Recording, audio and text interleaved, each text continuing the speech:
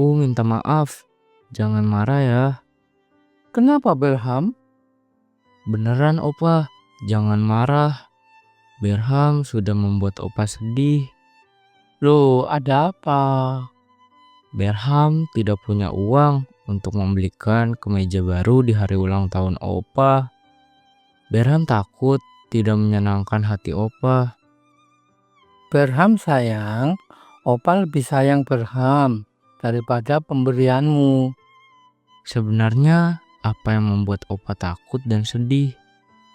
Umat Tuhan termasuk Opa tidak perlu takut atas pemeliharaan Tuhan. Namun takut berbuat hal yang tidak menyenangkan Tuhan.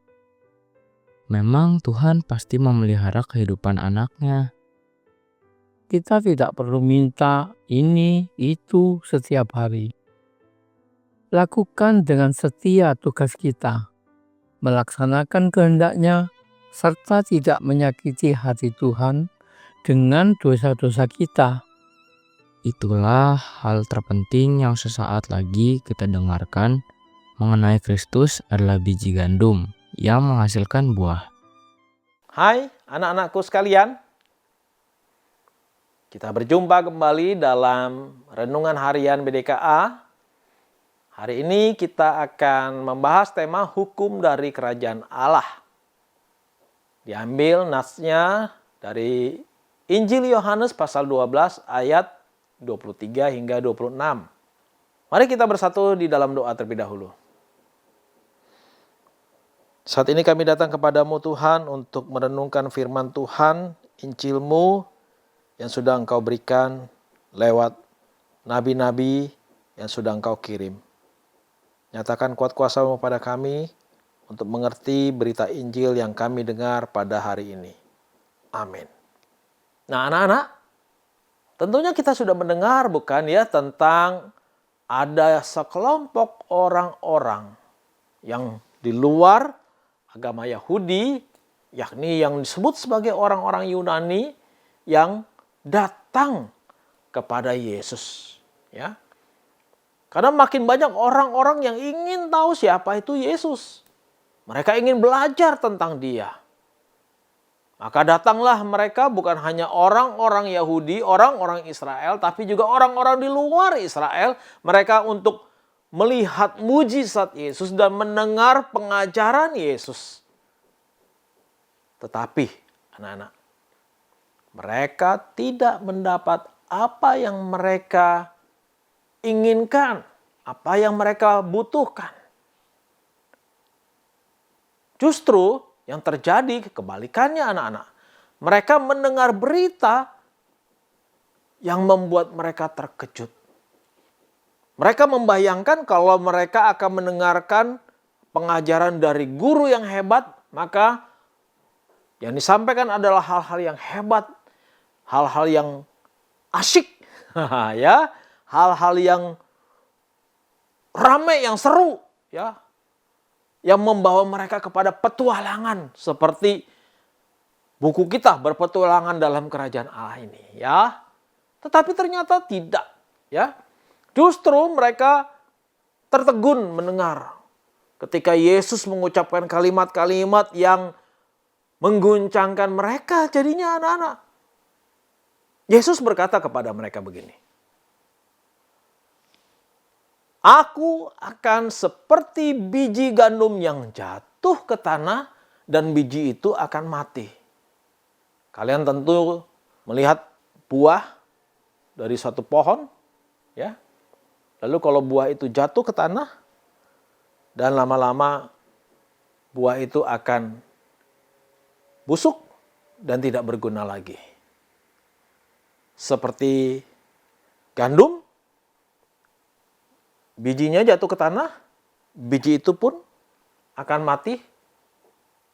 Namun Yesus mengatakan, jika biji gandum itu tidak jatuh ke tanah dan mati, maka biji gandum itu tetap satu biji saja. Tetapi jika ia mati, maka biji gandum itu akan berbuah. Wow, sungguh luar biasa anak-anak ya. Kita yang hidup di kota yang besar ini barangkali sulit memahami apa yang dikatakan oleh Tuhan Yesus. Karena mungkin kita tidak pernah atau belum pernah ketemu dan melihat bentuk gandum itu seperti apa. Ya, padi seperti apa. Kita bingung. Tapi lewat ilustrasi ini, Yesus mau mengatakan kepada kita bahwa biji gandum itu harus jatuh ke tanah, dan justru dari biji yang jatuh ke tanah itu dia bisa terurai dan muncul biji-biji baru. Ya. Nah, Yesus berkata demikian untuk menyatakan bahwa ia pun harus seperti demikian. Yesus harus mati terlebih dahulu, dan kematian Yesus itu akan membawa satu perubahan bagi orang-orang berdosa. Dengan kematian Yesus, maka orang-orang yang berdosa, yang rohaninya mati, maka mereka akan ditebus oleh Yesus. Darah Yesus yang mengalir dari tubuhnya yang disalibkan itu, maka darah itu yang tercurah, yang mengalir, sampai kemudian Yesus mengalami kematian. Itulah yang akan menghapuskan dosa-dosa manusia. Sehingga seperti satu lagu yang kalau kalian tahu ya, dosaku dihapuskan hanya oleh darah Yesus. Lirik berikutnya adalah apa? Ku dapat hidup baru hanya oleh darah Yesus. Oh darah Tuhanku. Ya, selanjutnya demikian lagunya mau menunjukkan kepada kita bahwa kita dapat memperoleh hidup baru karena ada kematian yang terlebih dahulu dialami oleh anak domba Allah. Ya, yaitu Tuhan Yesus Kristus, anak-anak. Dia mati, kita mendapatkan kehidupan yang baru. Hanya lewat darah Tuhan Yesus. Nah, jadi kalimat-kalimat Yesus itu anak-anakku sangat berfaedah sekali, bukan ya? Jadi anak-anakku, hanya lewat kematian Yesus Kristuslah satu-satunya jalan untuk mendamaikan manusia yang berdosa, kita ini, dengan Allah. Tidak ada jalan lain. Bukan karena kita bisa berbuat baik, beramal yang banyak, dan cara-cara yang lainnya. Nah, dari sini kita bisa paham apa yang dikatakan oleh Tuhan Yesus. Bahwa seperti gandum yang harus jatuh ke tanah dan mati dulu, baru gandum tersebut akan memunculkan bibit baru yang hidup, yang bahkan bertambah lebih banyak lagi. Kiranya firman Tuhan boleh menolong kita. Mari kita bersatu dalam doa. Tuhan, kami bersyukur kepadamu untuk firman ini yang boleh memberikan kami pengertian bahwa Engkau mati justru membawa satu perubahan dalam hidup manusia yang berdosa.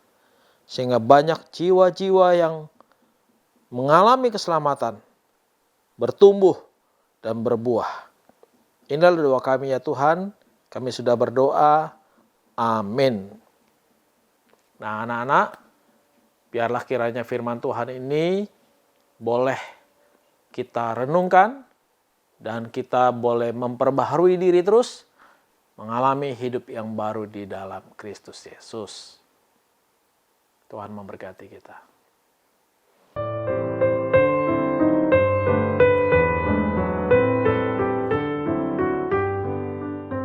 Berham yakin di antara miliaran manusia yang menyebut dirinya Kristen, maka yang benar-benar pengikut Kristus pasti sangat sedikit.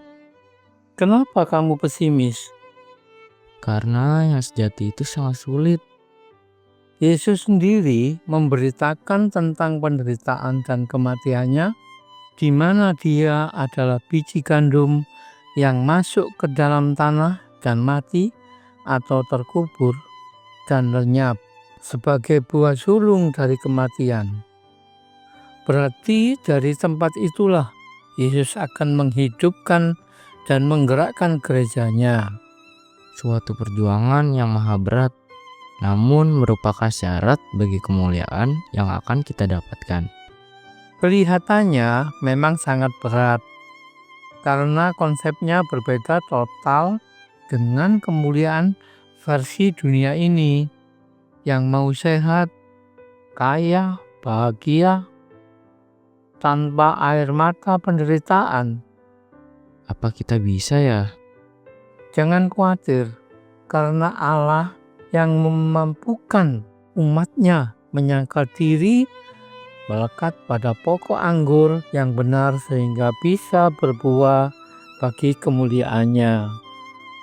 Apakah teman-teman rindu mendapat kemuliaan versi kerajaan Allah? Bersediakah kita lewat jalan penderitaan? Hiduplah dalam firman-Nya melalui pembacaan Yohanes pasal 12 ayat 27 dan 28. Dah.